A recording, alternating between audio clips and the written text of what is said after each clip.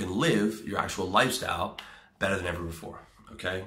Sure, you see the culture wars, Western society, and you've got the social justice warriors fighting the men's rights guys or the alt-right guys. You've got Black Lives Matter, you've got all these different factions, everybody fighting each other like crazy.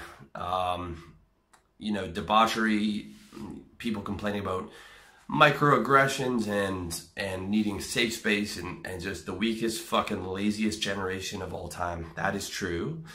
And the culture is collapsing and degenerating, and it's a mess. But just because society is a mess doesn't actually mean anything, because there is no society. There is no society. Society is a concept that exists between your ears. There's just human animals, okay? We're human beings. A human being is a human animal. Just like chimpanzees and gorillas. We are a human animal, all right? This whole complicated idea of society exists within people's heads. When you're smart and you've stepped out of the matrix, you see it for what it is. You see other people believing in it, but for you, all you see is one human being to the other. Okay, looking at me right now, I'm a human animal in cloth, speaking to you right now. That's it. Okay, forget about the society. All of these guys are so upset about the society. Society's matrix. Society exists as a concept within people's ears. It's not real, right? You don't need to worry about society because there is no society. It's just human beings, and you're a human being, and you're free to do whatever you want, anytime that you want, wherever you want, right? You're free to do whatever you want. There's no rules to this shit. There's no rules to life. All the rules is game. It's game that someone else has been running on you. There are no rules to life. There's nothing you have to do. There's no society that you have to save, or there's no society that you have to be a part of, right? There's nothing. There's nothing that you have to do, okay? You can create your own reality, and you can do it at a higher standard of living than ever before. You can do it at a higher standard of living than all of our ancestors have in the past, okay? You can outsource your meals, your cleaning, your laundry, right? I do all of this. I send my laundry out, someone to clean my place. I've ordered my meals in, or I pick them up. I haven't cooked since I came to Thailand. And I mean, I do all that over here in Chiang Mai for probably 250 US a month, 300 a month, all in. And that's living good, eating good. Laundry done, plates cleaned every week. It's a joke, all right? I'm not trying to say that to rub that in people's faces. That those opportunities exist for you. It exists in the West too. You just have to pay a bit more, all right? Every song, movie, available at your fingertips at all times. Just beam that into your phone, beam that onto your computer, beam it into your smart TV. You've got air conditioning, heating, special back alignment posture chairs, air purifiers, spring water that you can get on demand from the springs of France. That's perfectly pure, right? Evian water. You know, air travel. You can see the world. You can sit in a fucking chair and fly around through the world and be anywhere in the world within a day at the most. Like, that is insane. It's insane that you can fly. It's insane that we have airplanes. And it's insane that how fucking cheap it is. Okay, a flight from Chiang Mai to anywhere in Thailand, Vietnam, Laos, Burma is like $30. The Philippines is like $70. It's a joke. Interflights between Europe and the Eurozone is a fucking joke, dude. At most, you're spending $1,000 to get anywhere in the world. That's the farthest from one point to the other. At most, $1,000, right? It can take you from a terrible cold country to a warm country, and you can just fucking stay there.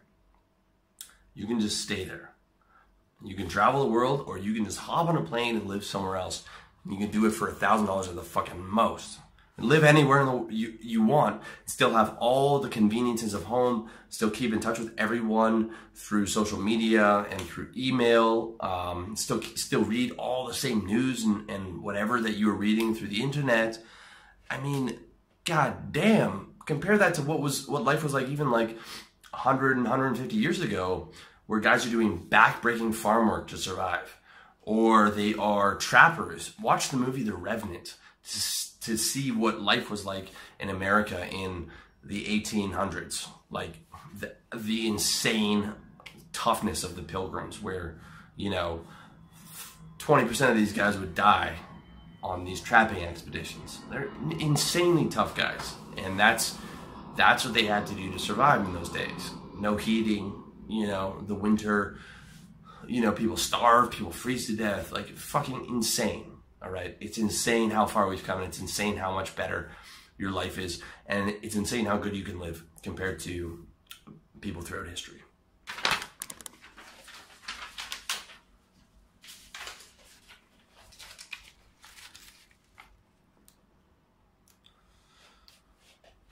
Number 3, better healthcare than ever before.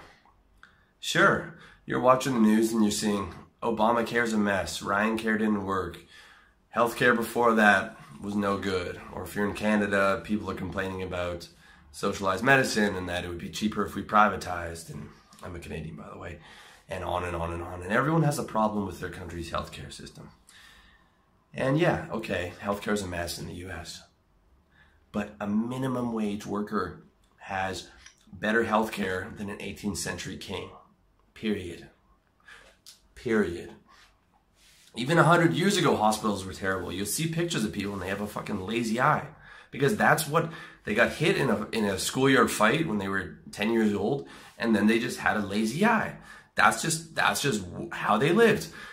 You got fucked up, now your eye's just lazy. They didn't fix that stuff. You couldn't fix a broken arm properly in 1895. Your arm was just fucked up.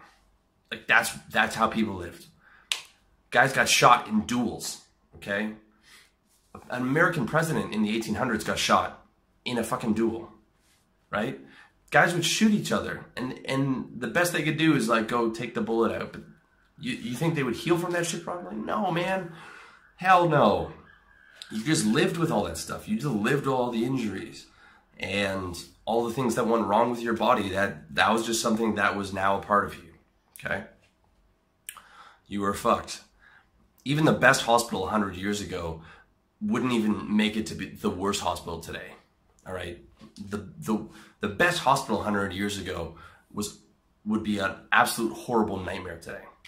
200 years ago, you had babies dying in childbirth all the time, and polio, and there were no cure for STDs, gonorrhea, syphilis, herpes, all this stuff. There were no cure for it.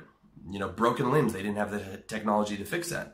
You take it back another couple hundred years, the Black Plague killed 1/3 of Europe, 1/3 of the population in Europe. Imagine if you were watching the news and there was a plague that was wiping out 1/3 of the population of Europe, like 100, 200, 300 million people being wiped out by this plague, right? And they had, on top of that, they had dysentery and diseases that you don't even know exist, because they're either cured or they only exist now in places like Africa, right? Like insane levels of horrible healthcare, okay? Horrible healthcare. And our healthcare now is amazing, and it's getting better exponentially. It's getting exponentially better, okay? We already have stuff like stem cells, which you can get in Thailand here, you can get in Mexico. Nanotechnology is going to be used for healthcare. Like crazy stuff is happening.